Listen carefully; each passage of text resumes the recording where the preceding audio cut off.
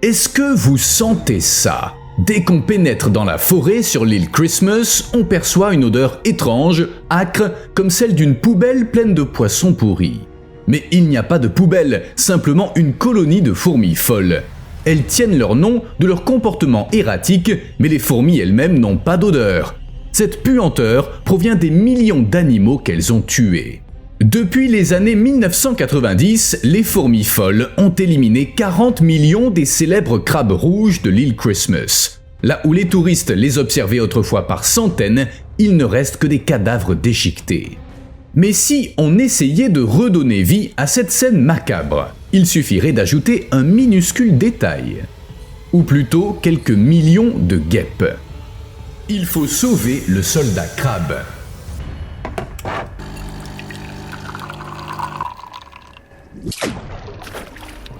Voici un rappel discret de faire un petit quelque chose sous la vidéo. Bon, c'est quoi l'île Christmas? En fait, c'est une montagne sous-marine de 5 km de haut, dont 361 mètres dépassent au-dessus de la surface. Et elle se trouve très loin de tout, à 350 km au sud de Java et à 2600 km au nord-ouest de Perth en Australie. L'île Christmas est considérée comme l'un des territoires australiens les plus isolés. Son emplacement en a fait un endroit unique, aux habitants non moins uniques, et oui, je parle bien des crabes rouges. Chaque année, ces crabes terrestres entreprennent une grande migration de la forêt tropicale vers la mer. C'est un spectacle incroyable, il attire des gens du monde entier ainsi que des fourmis. Voici les fourmis folles jaunes, l'une des espèces invasives les plus destructrices de notre planète. Personne ne sait comment elles sont arrivées là, ni où elles vivaient avant, mais elles se sont répandues dans les régions au climat chaud et humide. Et ces fourmis sont incroyablement agressives, elles chassent tous les autres insectes pour s'emparer de l'ensemble des ressources disponibles. Sur l'île, les fourmis folles sont arrivées par accident durant la première moitié du XXe siècle. L'île ne comportait aucun prédateur capable de freiner leur progression et elles se sont vite répandues. Mais au lieu de former des colonies séparées, elles ont créé des réseaux entiers, fonctionnant comme un même organisme. D'énormes cités souterraines couvrant plusieurs centaines d'hectares et abritant des milliards de fourmis. En général, dans de telles cités, on trouve plusieurs reines qui produisent d'innombrables ouvrières afin que les cités s'étendent toujours plus. Parfois, elles progressent d'1 mètre par jour. Imaginez à l'échelle humaine. Une de ces cités souterraines sur l'île Christmas s'étend sur 750 hectares, plus de 3 fois la taille de Monaco. Mais cette estimation est très approximative car il est impossible de dire où une fourmilière se termine et où une autre commence. Surtout que les fourmis courent constamment dans tous les sens, récoltant de la nourriture 24 heures sur 24. Elles sont si nombreuses qu'on peut compter plus de 1000 fourmis par mètre carré. Les chercheurs ne peuvent dénombrer que celles qui se trouvent à la surface. Quand ils disent qu'une cité géante abrite 7,5 milliards de fourmis, il s'agit de celles qu'ils ont vues à la surface. Mais à tous les coups, il y en a autant qui vivent dans la canopée.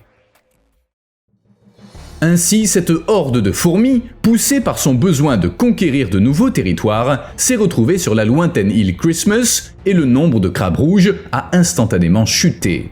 Tout crabe qui s'aventure hors de son territoire, c'est-à-dire sur celui des fourmis, meurt sur place.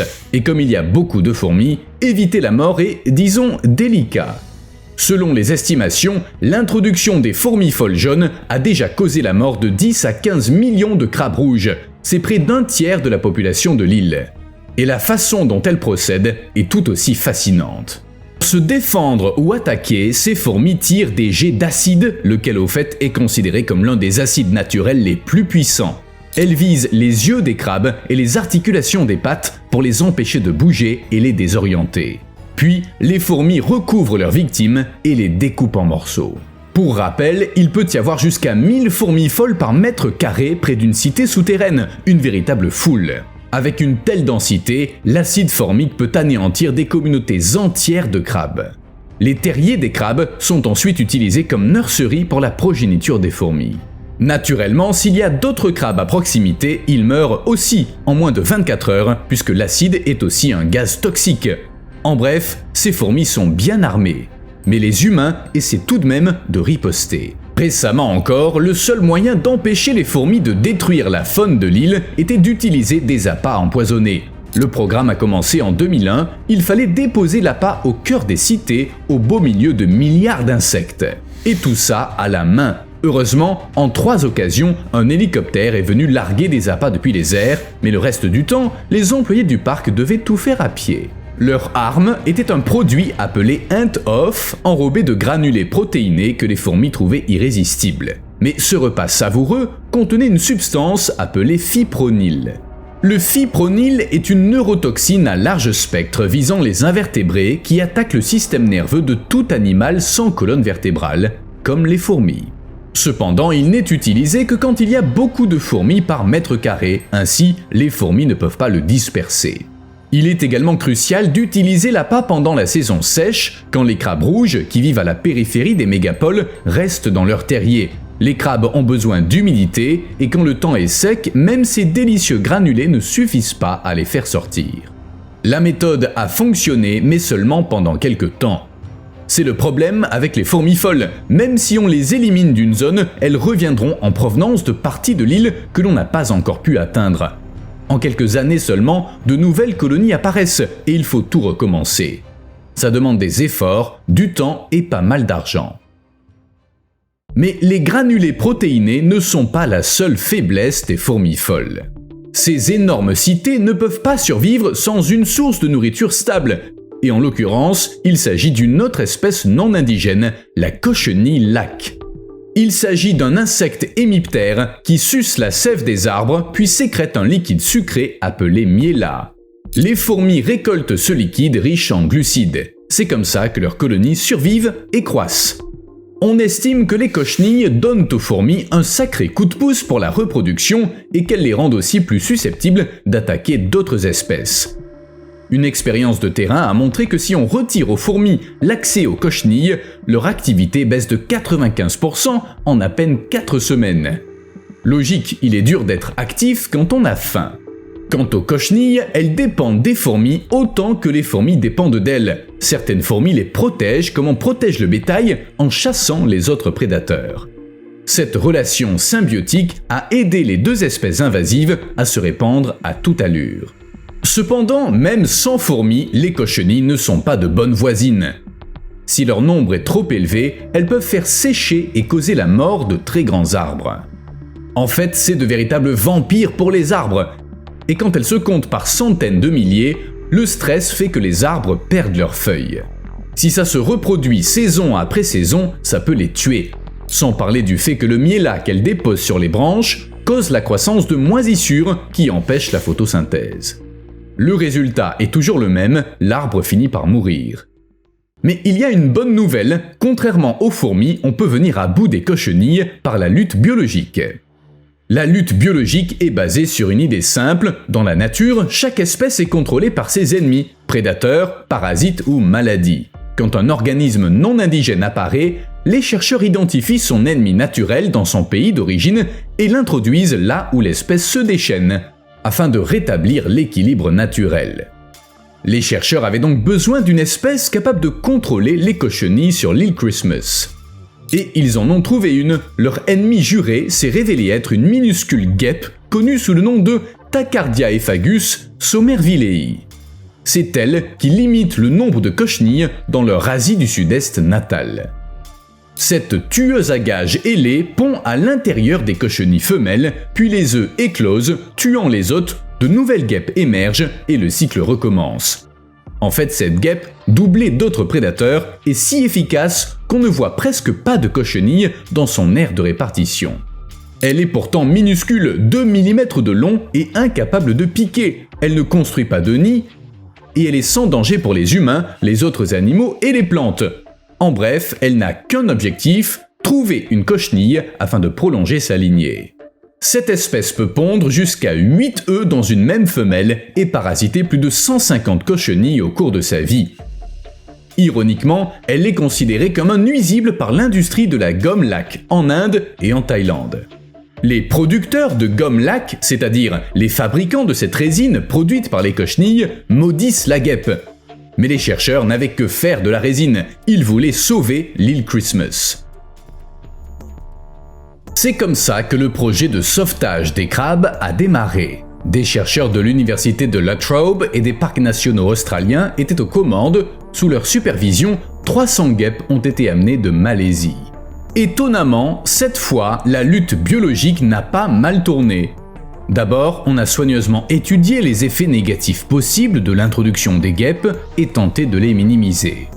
Pendant 3 ans, les participants au projet ont élevé plusieurs milliers de guêpes. Ensuite, les minuscules tueuses ont été relâchées dans le parc national. 18 000 guêpes ont ainsi été relâchées dans 4 régions habitées par les fourmis folles: Grantswell, Blowholes, Margaret Knoll et Circuit Tracks. Fait intéressant, la moitié des guêpes ont été envoyées directement au front, sur une minuscule cité de fourmis. Il n'y avait pas de temps à perdre. Pendant ce temps, les guêpes restantes ont été placées dans un camp d'entraînement, une serre destinée à l'élevage. Là, on a fait pousser des plantes qu'affectionnent les cochenilles, puis on les a infectées et après seulement on a relâché les guêpes. Ainsi, les mini-tueuses disposaient de nourriture ainsi que d'une nurserie pour élever leurs petits. Quand il y a eu suffisamment de guêpes, on les a relâchées sur le terrain petit à petit pour que les chercheurs puissent voir si tout fonctionnait.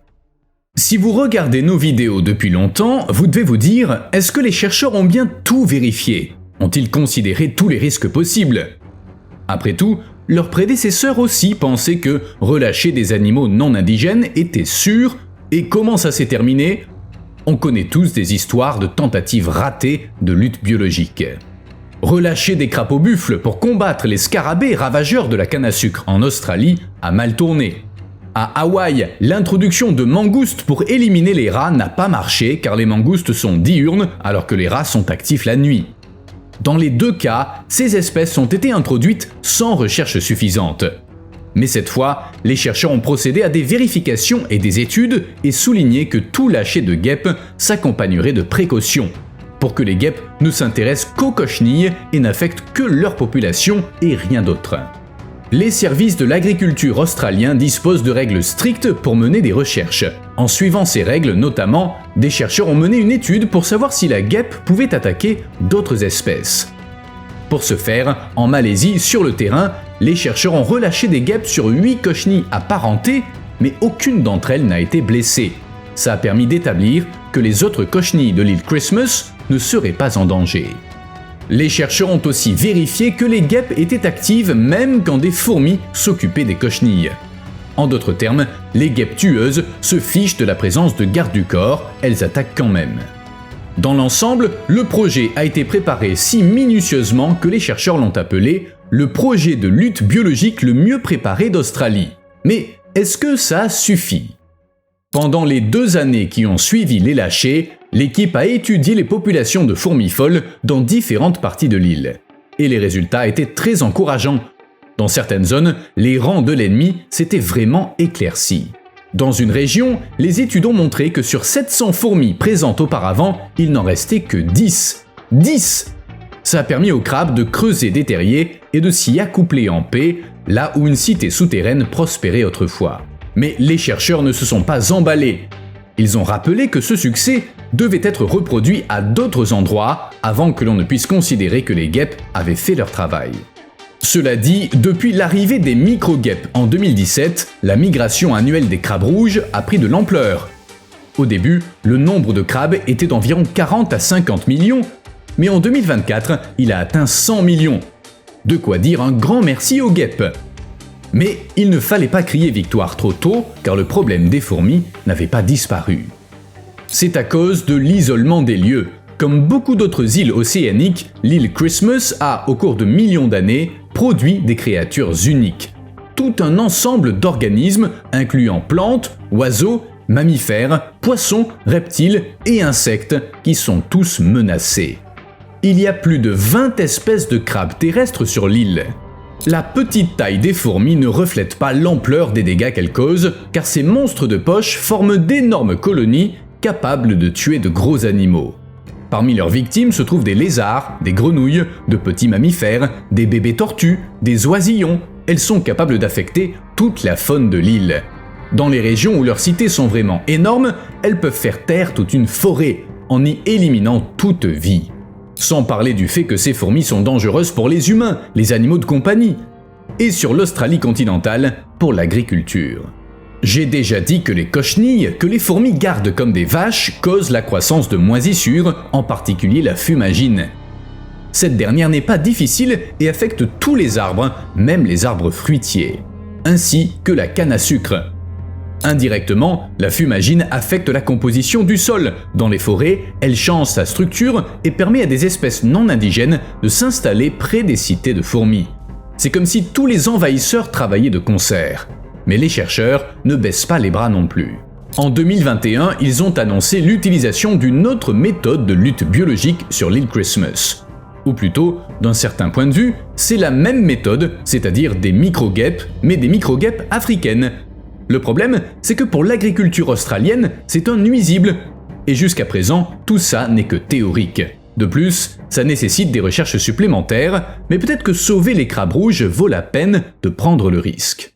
Les crabes rouges ne se trouvent que sur l'île Christmas, mais leur importance va bien au-delà. Sur l'île, les 120 millions d'individus recouvrent le sol de la forêt et sont nécessaires au bon fonctionnement de l'île. Ces gros crabes sont actifs pendant la journée, mais ils préfèrent rester à l'ombre. Ça se comprend, ils n'ont pas de crème solaire après tout. En fait, comme je l'ai dit, ces crabes peuvent mourir par manque d'humidité. Leur régime alimentaire consiste en des feuilles tombées, des pousses, des fruits et des fleurs, et en mangeant, ils libèrent des nutriments. En gros, ils aident les plantes à pousser et à se répandre sur l'île. Bien joué! Pendant la plus grande partie de l'année, les crabes vivent seuls dans des terriers qu'ils creusent partout dans la forêt. Ceux que les fourmis aiment leur voler, vous vous souvenez? Pendant la saison sèche, les crabes restent ainsi cachés pendant 2 à 3 mois. Là encore, nos spectateurs qui habitent dans le sud comprendront ce que ressentent les crabes. Ils ne ressortent qu'en octobre ou novembre, quand la saison des pluies commence. Comme les humains, ils préfèrent se marier à l'automne, mais d'abord, ils entament leur légendaire migration de masse vers les sites de reproduction sur la côte. Après le mariage, les œufs éclosent immédiatement et pendant 1 mois, les larves vivent dans la mer, après quoi elles retournent sur Terre, mues, deviennent des crabes capables de respirer à l'air libre, puis rejoignent l'intérieur des terres. Et le cycle se répète. Au fait, pendant leur voyage vers la mer, les crabes envahissent les routes de l'île, ce qui peut être dangereux pour les conducteurs. Pour éviter les accidents, certaines routes sont fermées. Mais les habitants adorent les crabes, malgré ces inconvénients. Ils se souviennent que les mariages de crabes étaient autrefois le signal qu'il était temps d'aller pêcher, cette période étant synonyme de bonne prise. Aujourd'hui, les crabes sont une espèce protégée et les tuer ou les manger est interdit. Il faut dire que ça n'est pas très tentant. Selon les gens du coin, les crabes rouges n'ont pas vraiment de goût, mais peu importe. Les crabes ont un autre travail, ils supportent tout l'écosystème de l'île sur leur minuscule carapace. Dans une forêt saine où il y a plein de crabes rouges, le sol de la forêt est nettoyé car les crabes mangent les feuilles. De plus, ils ameublissent le sol et éclaircissent les jeunes plantes en bonus. Mais quand les fourmis folles jaunes prennent la place des crabes, le nettoyage prend fin. Les feuilles s'accumulent, ce qui affecte l'humidité, la température, les cycles de nutriments et entraîne la croissance des jeunes pousses. Finalement, elles forment un sous-bois dense. Cette image montre à quel point la forêt change de visage quand les fourmis arrivent. Certes, après l'arrivée des fourmis, elle a l'air verte et pleine de vie, mais c'est une illusion. Même si la forêt semblait morte pendant des centaines de milliers d'années, elle était parfaitement saine et fonctionnelle. Chaque créature avait sa place. Les plantes évoluaient tranquillement, lentement et aux côtés des animaux, et tout le monde était heureux jusqu'à ce que les fourmis bouleversent tout. Dans le cas présent, tout ce vert n'est pas une bonne chose, c'est un problème. Les experts disent que la forêt suffoque sous les mauvaises herbes et les jeunes pousses. Autre élément intéressant, comme il y a moins de crabes, cette forêt épaisse et magnifique est devenue moins diversifiée. On y trouve moins d'espèces végétales qu'avant. Et à cause de ce manque de diversité, d'autres espèces non indigènes et nuisibles se sont installées, comme les escargots géants africains. En bref, moins il y aura de fourmis sur l'île, plus il y aura de crabes, les escargots disparaîtront, le sol se portera mieux, et on économisera l'argent dépensé actuellement en toutes sortes d'efforts de préservation de la nature.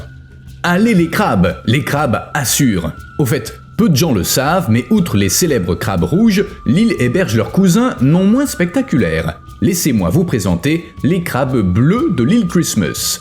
Quand les crabes rouges en ont fini avec leur voyage et leur mariage, leurs voisins, les crabes bleus, se mettent en route. Le phénomène est moins connu, mais c'est également un événement annuel dont beaucoup de touristes ignorent l'existence.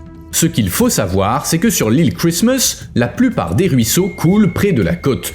Ça raccourcit fortement le voyage des crabes bleus de leur maison au site de reproduction, et même les gens du coin remarquent rarement leur migration.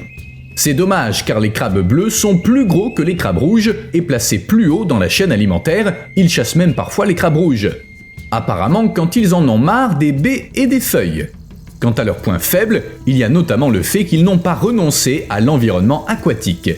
Ils doivent se plonger dans l'eau douce au moins une fois par jour. Mais cette habitude leur procure un avantage face aux fourmis folles jaunes. Pour les crabes bleus, les fourmis sont pas un problème, car elles ne vont pas dans les ruisseaux et autres lieux humides. De plus, l'eau leur offre une protection, puisqu'un crabe bleu peut se nettoyer de l'acide formique et survivre, alors qu'un crabe rouge mourrait immédiatement. Oui, je sais, laissons les crabes bleus faire trempette dans les ruisseaux et répondons à la question centrale, est-il possible de se débarrasser des fourmis folles jaunes ? Eh bien, une île y est arrivée. Allons dans le Pacifique Nord, sur l'atoll Johnston. C'est un refuge faunique national et il s'agit de l'un des endroits les plus isolés du monde. Des dizaines de milliers d'oiseaux marins s'y nourrissent, s'y reposent et y élèvent leurs petits. C'est un paradis pour les oiseaux, situé à 1300 km d'Hawaï. Les oiseaux qui y vivent ont évolué sans prédateurs et ils se sont habitués à nicher au sol, dans des terriers ou sur des plantes basses. Mais ce paradis a été envahi par les fourmis folles jaunes. Elles sont apparues sur l'atoll Johnston vers 2010. Comme ailleurs, elles se sont répandues à toute allure comme une épidémie. Elles ont éliminé une colonie de phaétons à brun rouge qui, au fait, était la plus grande au monde. Mais d'autres oiseaux ont souffert aussi, car les fourmis pulvérisaient leur acide sur tout le monde, n'épargnant ni adultes ni oisillons.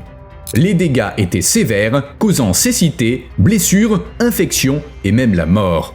Puis, en 2014, des chercheurs d'un centre américain d'études des écosystèmes du Pacifique ont été invités à rejoindre un projet de lutte contre les fourmis folles. Et leur implication a tout changé. Après 10 ans de lutte contre les fourmis, le personnel et les volontaires sont parvenus à les éliminer de la réserve. Toutes, jusqu'à la dernière. C'était la première fois que des fourmis nuisibles étaient éradiquées sur une si grande zone aux États-Unis. 100 employés et volontaires ont contribué à la victoire, divisée en 20 équipes d'intervention. Au total, ils ont passé 130 000 heures sur le terrain pendant 10 ans. Vous seriez prêts à faire la même chose ? Eux ont relevé le défi et la tâche n'était pas facile. Combattre les fourmis folles jaunes sur l'atoll Johnston nécessitait de l'ingéniosité. Les équipes expérimentaient constamment pour trouver le meilleur moyen d'attirer et d'éliminer l'ennemi. À chaque utilisation d'appât, les équipes ratissaient l'île en long et en large pour trouver et retirer toutes les fourmis qui restaient. Puis, en décembre 2020, 2 chiens spécialement dressés ont été utilisés afin de repérer à l'odeur les fourmis folles jaunes. Ces chiens ont travaillé autant que les humains. Ils ont parcouru 190 km tout en reniflant et n'ont pas trouvé une seule fourmi. L'invasion était terminée. Évidemment, le succès de l'opération menée sur l'atoll Johnston sert désormais de modèle à tous les naturalistes. On sait maintenant que les fourmis folles jaunes peuvent être éradiquées. Le seul problème, c'est que cette approche ne marchera pas sur l'île Christmas. La superficie de l'atoll Johnston est de 2,67 km² et à en juger par les documents, l'opération ne concernait qu'une fraction de l'atoll, 0,57 km². L'île Christmas est bien plus grande, elle couvre 135 km². De plus, les conditions sur l'atoll étaient complètement différentes. Peu d'arbres, des buissons bas, un terrain praticable. Si les choses étaient aussi simples sur l'île Christmas, les fourmis auraient été éliminées depuis longtemps. Mais le combat continue. Vous me devez un like. À plus.